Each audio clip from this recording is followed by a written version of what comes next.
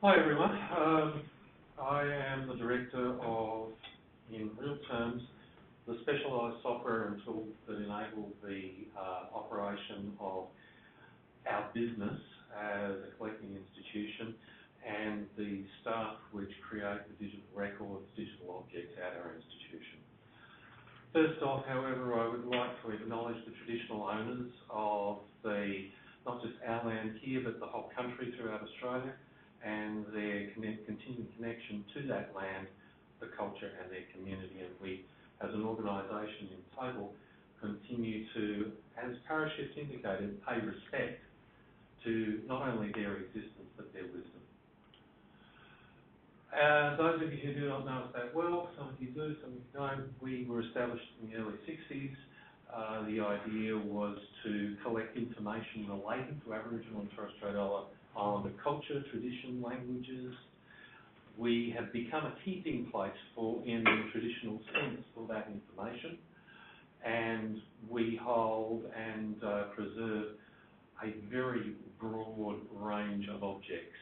We also publish, we have a public program, we're very similar to the National Museum, the National War Memorial and other agencies of the ilk.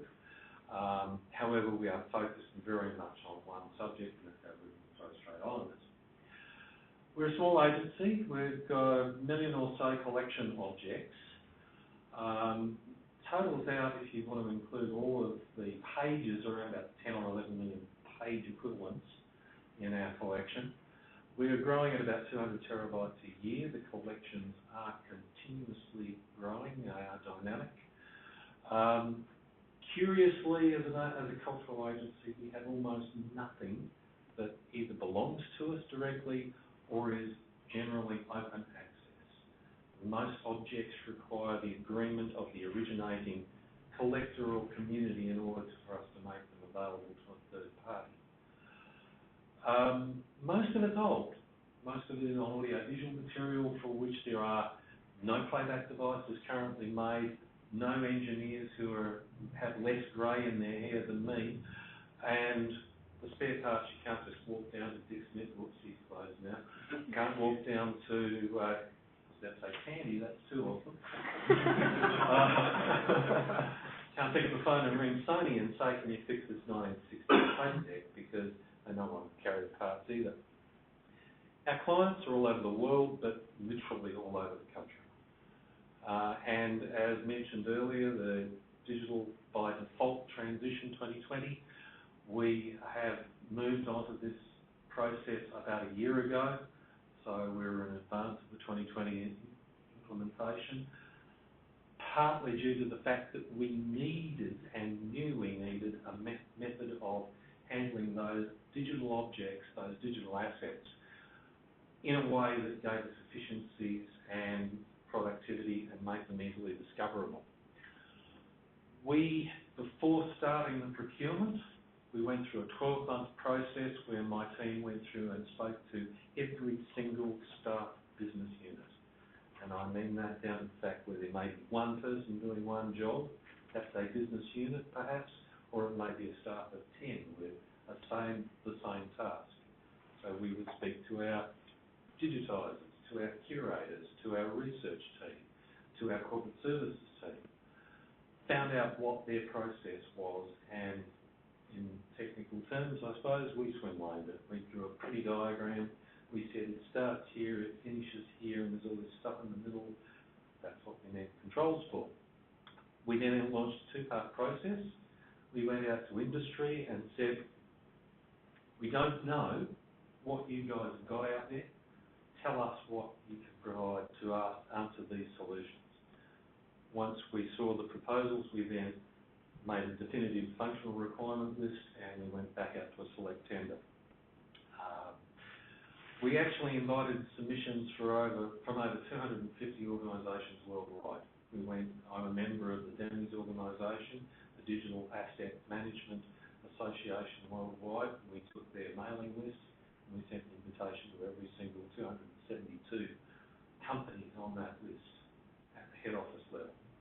And we said, this is what we want, come tell us who your local agent is, or respond directly.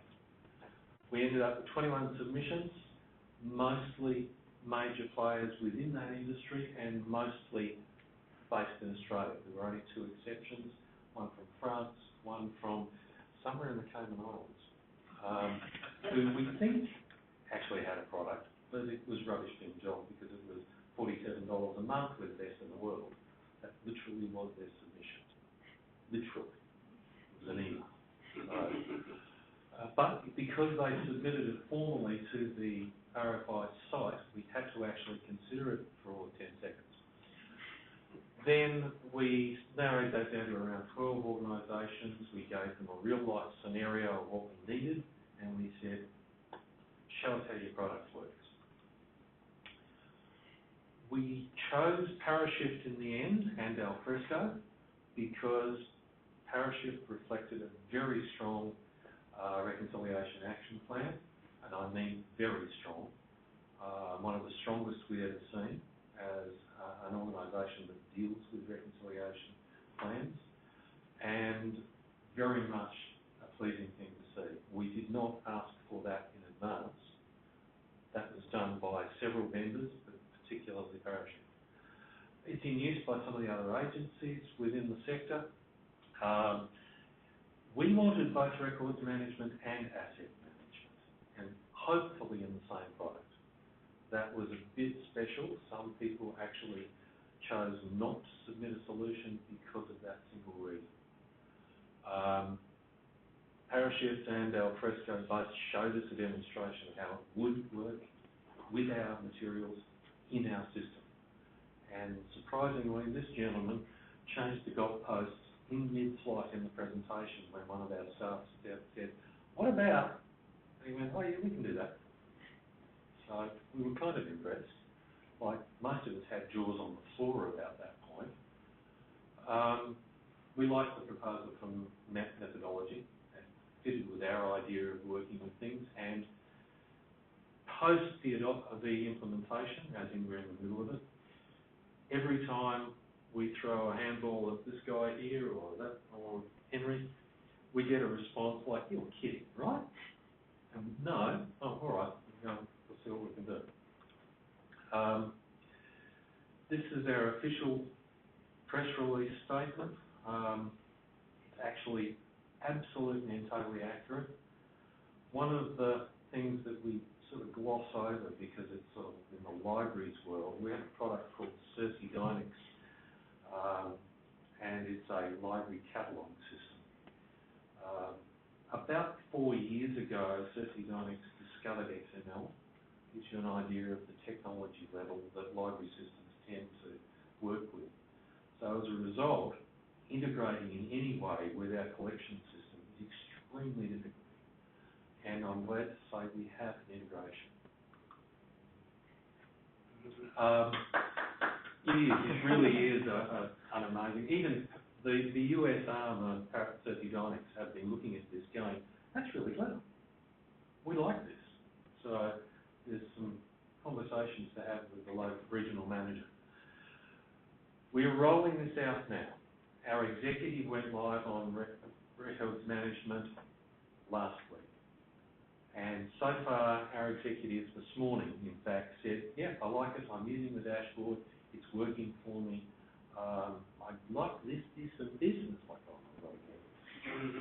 But the this, and this were rational questions. They weren't, I'd like it to make me coffee. They were, I'd like to show a couple of extra functions. That's a conversation we can have. It's probably something we can do. We've got production and test. We're rolling it out across the business units by business unit. So as a business unit, for example, HR's recruitment onboarding process has been built into a workflow. As soon as we've moved into shared services, which is next month, we will roll out our onboarding process. So then it integrates with the shared services process. The staff tools are in the final stage, so that's taking a box of collection objects and then automating the process through to digitalisation and discovery.